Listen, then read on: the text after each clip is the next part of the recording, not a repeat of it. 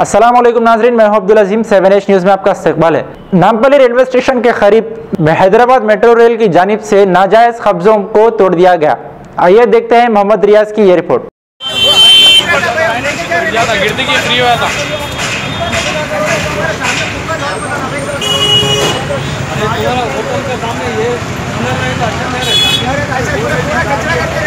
एकदम बढ़िया रहता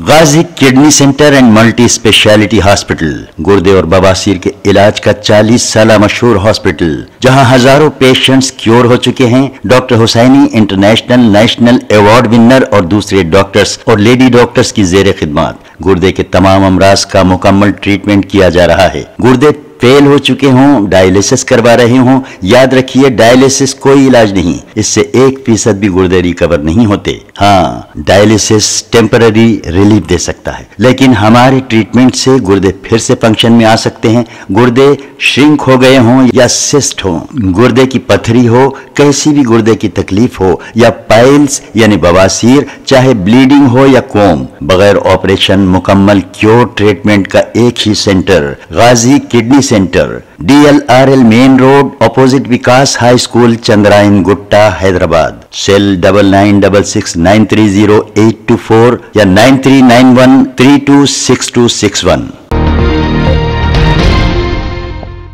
खबर है शहर की।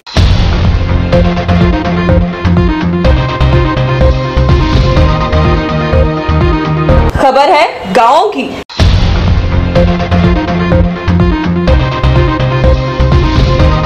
खबर है सारी दुनिया की।